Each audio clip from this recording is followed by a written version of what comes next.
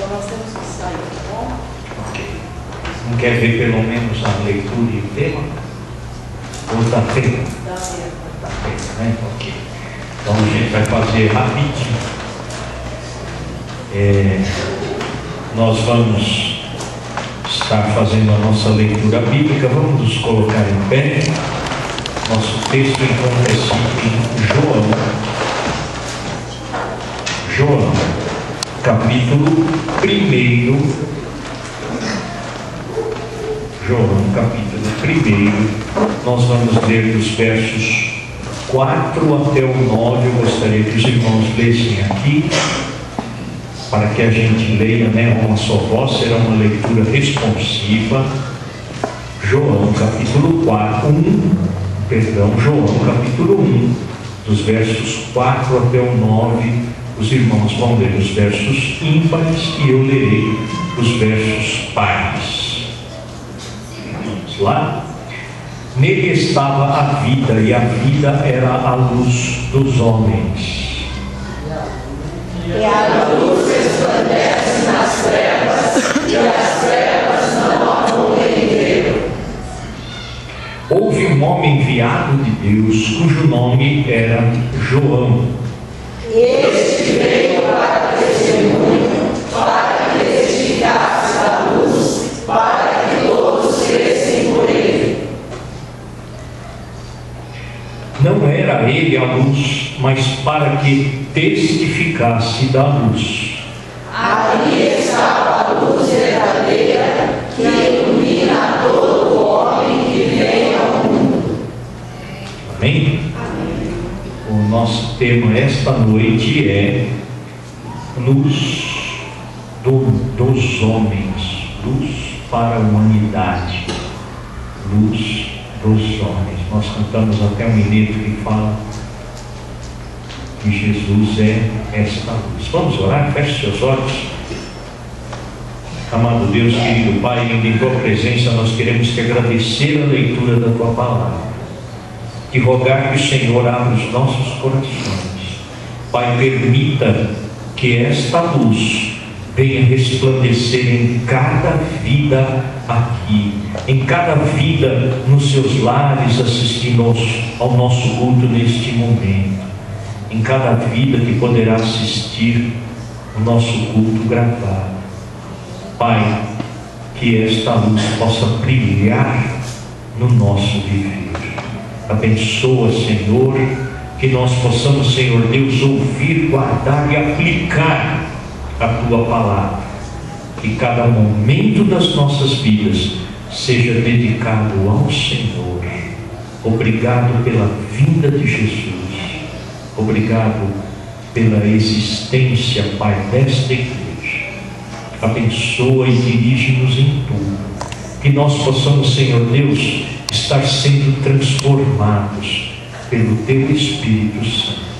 Que nós não sejamos, Pai, aquilo que eu desejo, aquilo que cada um deseja para si, mas que o Senhor venha nos transformar.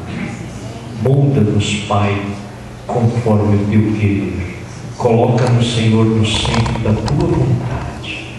Obrigado por tudo, em nome de Jesus. Amém. Amém. A igreja pode sentar. Irmã Benedito, irmão Calixto, estão liberados. Deus abençoe.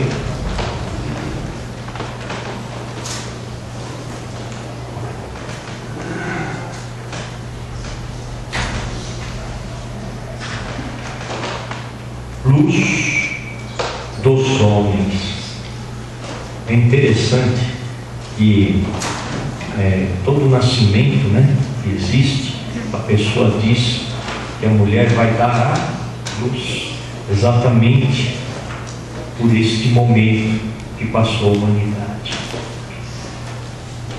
Lá na criação, quando a terra ainda era sem forma e vazia, era tudo escuridão, tudo trevas.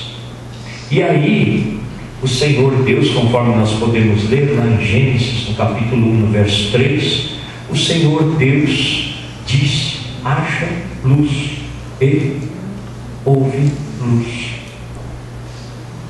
Então ali naquele momento o Senhor Deus fez a separação entre as trevas e a luz.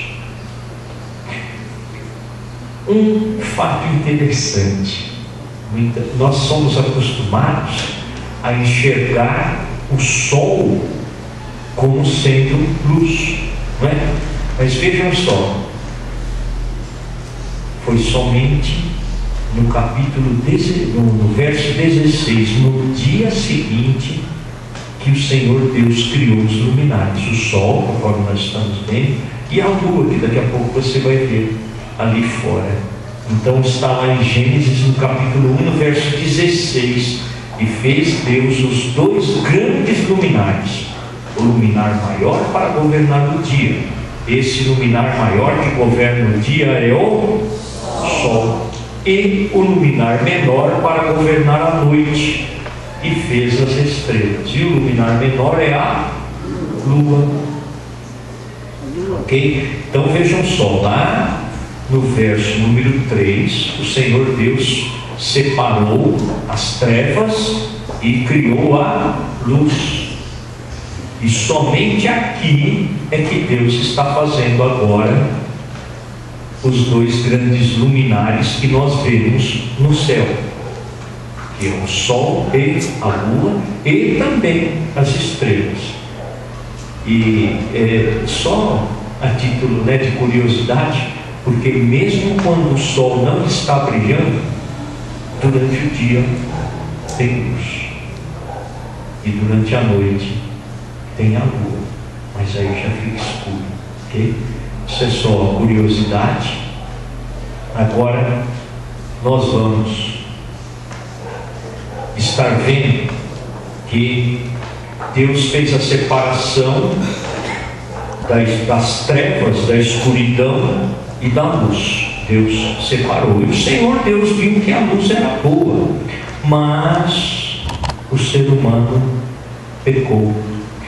Em Gênesis, no capítulo 3, houve a queda da humanidade. O primeiro casal ali pecou, errou,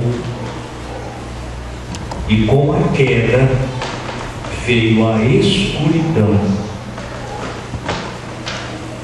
Então Deus extinguiu a luz? Não.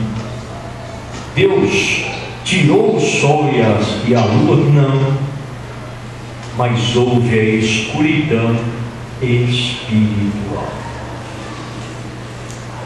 Nós não podemos esquecer que nós somos seres espirituais, que nós temos as duas naturezas. Nossa natureza física, então, continua havendo luz na nossa natureza física.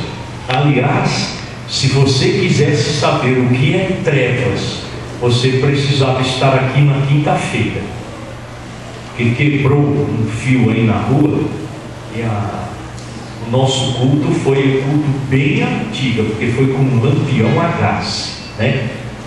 Então, na quinta-feira dava para a gente ver o que é realmente trevas, ter uma pequena noção. Mas aí entrou a escuridão espiritual. E é interessante, e por isso que eu falei, né, se você andasse por aqui, você veria como a escuridão, todo ser humano tem medo, não é? Nós, seres humanos, temos medo da escuridão. Por quê? Porque a gente não está vendo o que está acontecendo ao redor. Eu conheço vários motoristas, são motoristas até antigos, e que eles não dirigem durante a noite. E se estiver chovendo, então aí que ele não dirige, não pega estrada, nem se for para ganhar dinheiro, porque tem medo. Tem medo. E a escuridão, ela causa no ser humano medo. Eu conheço várias pessoas que não dormem com as luzes completamente apagadas. Tem que ter alguma luz acesa na casa para que quebre a escuridão, porque a pessoa tem medo. E espiritualmente falando, então, é pior ainda, porque aí é que nós temos medo, nós temos pânico da escuridão. Também, com a escuridão vem o sobressalto. Por quê? Você está andando no escuro, de repente você vê presente ou vê alguma coisa, enfim, você normalmente tem sobressaltos, você fica assustado, sempre na escuridão, além do medo, porque medo, né, é uma coisa. Agora, aqui o sobressalto é que a gente vive tomando susto, porque você ouve um barulho e você não sabe o que é, então você acaba tendo muito sobressalto, muito susto. Também com a escuridão tem confusão, a gente não sabe a direção que está andando. Será que eu estou indo certo? Será que é por aqui? E você vai, deixa eu ver se eu não, tropece em alguma coisa, se eu não bato. Já notaram? Então também, olha, medo, sobressalto e também confusão, porque você nem sempre sabe o que tem. Outro aspecto interessante da escuridão é que todo mundo parece igual. Já notaram? Todo mundo parece igual. Enquanto eu estava preparando, que eu coloquei, eu me lembrei de um amigo comum, eu acho que aqui a maioria conhece, o pastor Altivo. O pastor Altivo, ele está com um sério problema na vista por causa da diabetes. Se você chegar perto dele e ficar próximo, pegar na mão dele e não falar nada, ele fica: quem é? Somente na hora que você fala alguma coisa que ele reconhece pela voz, se ele ainda se lembrar da sua voz. Mas a escuridão também é assim, torna todo mundo igual. Tem até um ditado, aí que diz que de noite todo gato é pardo, De noite todo gato é pardo, porque não dá para você distinguir qual é qual.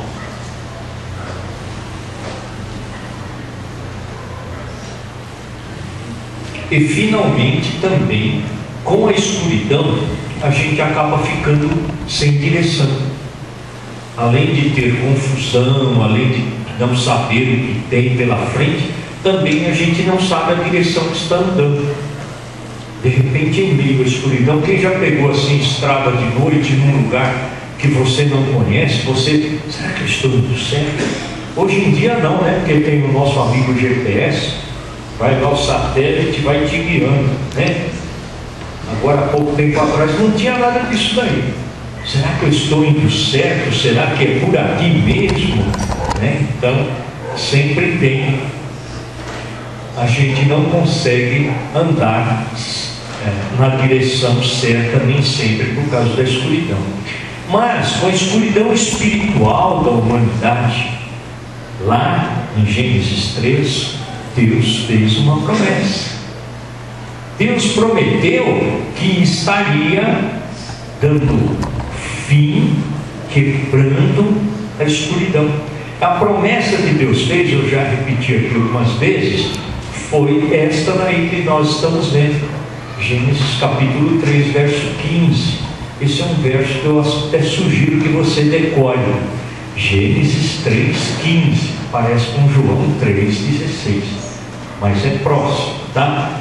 Porém, inimizade entre ti e a mulher, e entre a tua semente e a sua semente. Esta lhe ferirá a cabeça, e tu lhe ferirás o calcanhar. Essa promessa, quando Deus fez, ele estava se referindo à cruz. Ele estava falando da semente de Eva, da mulher, que todos nós sabemos que Jesus, ele foi gerado pelo Espírito Santo dentro de quem? Do ventre de Maria. Jesus foi fruto do Espírito Santo, não teve participação do homem, do macho, a participação do homem, porque esta promessa que o Senhor Deus fez, aqui ele está dizendo para a mulher: da tua semente sairá alguém que ferirá a cabeça da morte. Ali, a morte, escuridão, trevas, tudo isto estava sendo representado ali pela serpente. E aí nasce Jesus. É interessante, queridos, que eu vi um dado que hoje, nos nossos dias, nascem no Brasil, ok? Aqui no Brasil, 7.500 crianças por dia. Nascem hoje, isso é uma estatística do IBGE, nascem hoje, atualmente, 7.500 crianças todo dia. Inclusive, a sobrinha até da irmã Rosa, né? A Esther, veio exatamente nesse momento e está fazendo parte dessa estatística. Mas o nascimento de Jesus foi um nascimento atípico. Não foi um nascimento qualquer. E nós vamos ver algumas características deste nascimento de Jesus. A primeira característica é que é um cumprimento de uma profecia. Inclusive foi até lido na abertura do culto, Isaías capítulo 9, verso 6. Porque um menino nos nasceu. Isaías está falando do presente aqui, né? Um filho se nos deu, o principado está sobre os seus ombros. Aí depois ele fala do futuro: e se chamará o seu nome, maravilhoso conselheiro, Deus forte, Pai da eternidade, príncipe da paz. Que interessante, Isaías estava falando isto 740 anos aproximadamente antes do nascimento de Jesus. Por quê? A gente lê aqui na Bíblia, parece simples, né? O Isaías falou que vai acontecer, está aqui acontecendo em Mateus, em Marcos, em Lucas, em João. Quando Isaías falou esta profecia, passaram-se, depois que ele falou, aproximadamente 740 anos. Não foram 74 anos, foram 740 anos. Quando Jesus nasceu, ele cumpriu esta profecia: um menino virá, o principado está sobre os seus ombros, e o seu nome será Maravilhoso, Conselheiro, Deus forte, Pai da eternidade, Príncipe da paz.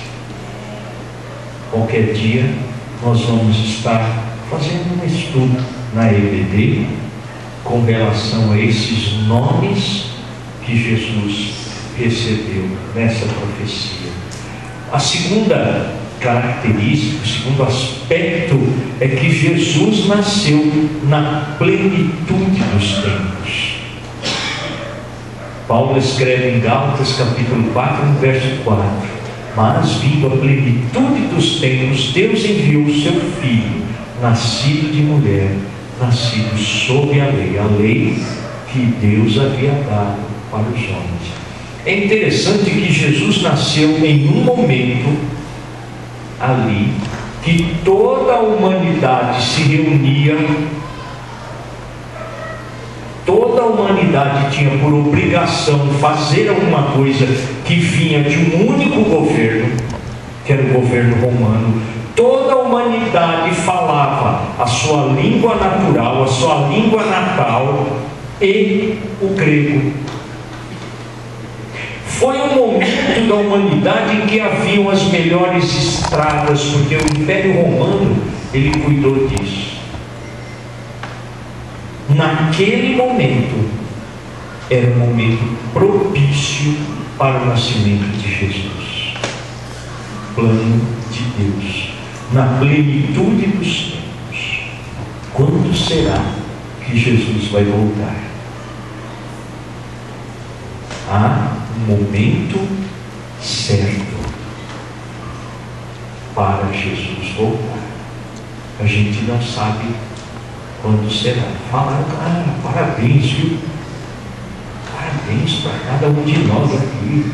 Aleluia, o mundo não acabou, vocês viram que coisa?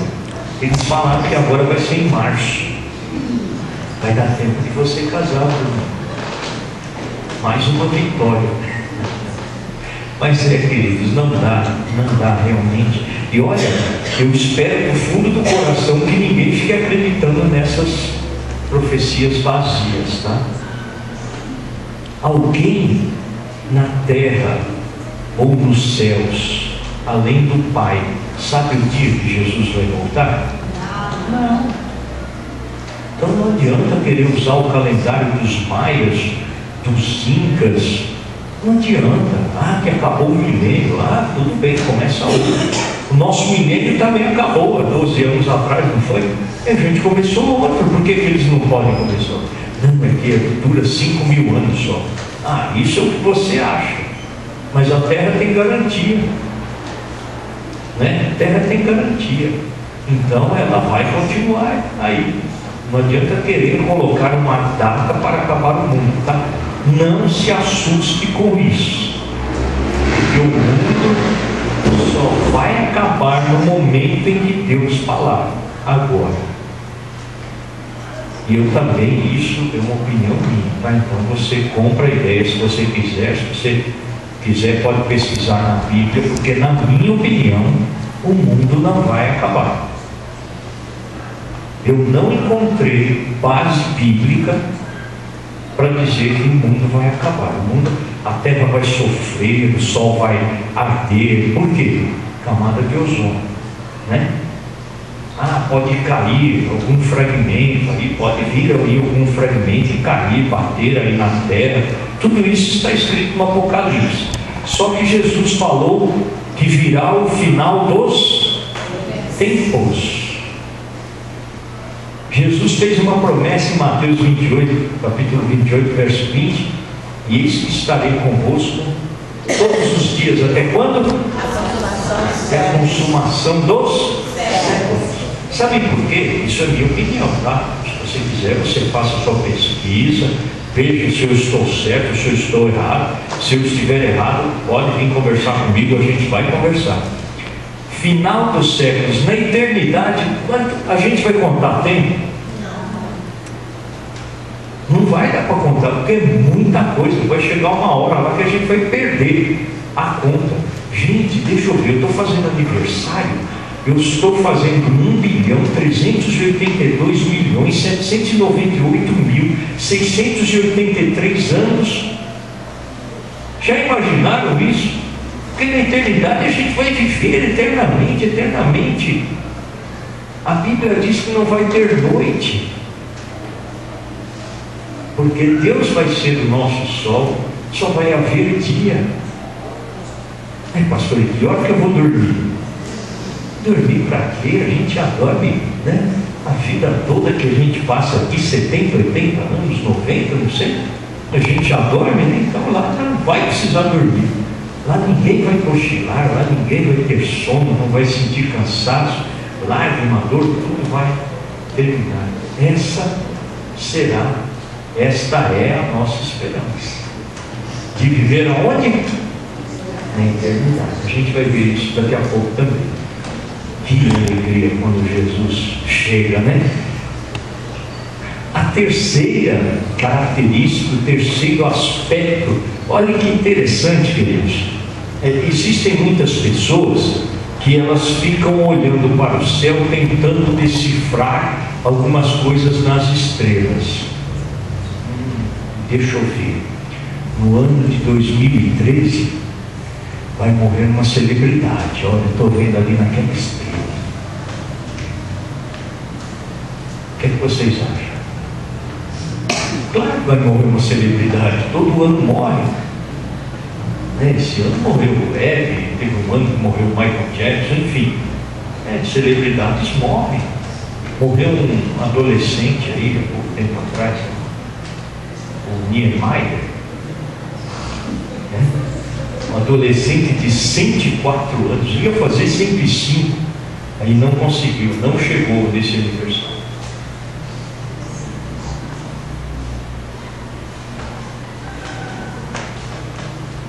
natureza, ela reagiu, sabem por quê? Porque os reis magos, eles se basearam na estrela. Olha lá o que fala Mateus capítulo 2, verso 9. E tendo eles ouvido o rei, eles ouviram o que o rei falou. Que o rei falou assim: quando vocês encontrarem, vem aqui me avisar onde ele está, porque eu vou lá adorar o menino, né? Foi isso que o rei falou. E eles não são bobos, né? Ele ia lá adorar o menino, né? Lá na manjedoura, ali no berço era, já iria matar. Então eles partiram, e eis que a estrela que haviam visto lá no Oriente ia adiante deles. Eles iam seguindo a estrela. A natureza reagiu no nascimento de Jesus. A natureza, houve aquela estrela que de repente foi andando assim na frente deles. Você já viu uma estrela andando? Quem já viu? De vez em quando aparece, mas não vai atrás dela não, tá? Porque senão você não sabe onde você vai parar. Agora os reis magos, eles sabiam onde iam, porque essa estrela parou exatamente ali em Belém. Era chamada até a estrela de Belém, e ela parou ali e ela ficou mostrando: o menino está aqui. Essa estrela até se aproximou, segundo dizem os historiadores. Que coisa linda, né? A natureza reagir para o nascimento de Jesus, ali guiando aqueles reis. A estrela andando, né? Também nós vimos que o céu reagiu com o nascimento de Jesus. Olha lá o que é que Lucas escreve em Lucas capítulo 2, verso 13, a parte A. E no mesmo instante apareceu com um anjo uma multidão dos exércitos celestiais, louvando a Deus. Foi quando surgiu aquela frase, né? Glória a Deus aos homens de boa vontade. Foi aqui que os anjos falaram isso. Os céus reagiram ao nascimento de Jesus. Uma grande multidão de anjos dos exércitos de Deus estava ali louvando ao Senhor pelo nascimento de Jesus. E finalmente o quinto aspecto é que o nascimento de Jesus trouxe para o mundo salvação. Conforme nós vemos aquele profeta já velho, em Lucas no capítulo 2, no verso 30, ele pega o menino iria ser apresentado, circuncidado ali no templo. Ele vai e pega o menino nos braços, arregala os olhos, louva a Deus e diz: Senhor, pode despedir o teu servo, porque os meus olhos viram a tua salvação. Que interessante, né? Com o nascimento de Jesus veio a salvação. Nós pregamos muito sobre salvação, nós falamos muito sobre salvação. Teve uma vez uma pessoa que me perguntou até assim: vocês falam muito de salvação, mas salvar do quê? Do que a gente é salvo? Por vez. Da morte eterna. Lembra? Todos nós estávamos condenados. Nós, seres humanos, passam por 3 tipos de morte. Okay? Existem 3 mortes sobre todos os seres humanos. A morte espiritual, que foram as trevas, por causa do pecado. A morte física, que é aquela morte que a pessoa passa, pó voltará. Eu até falei isso no domingo passado. E qual é a outra? A morte eterna. Quem tem a morte espiritual, que passa pela morte física, vai para a morte eterna. O que é o nascimento de Jesus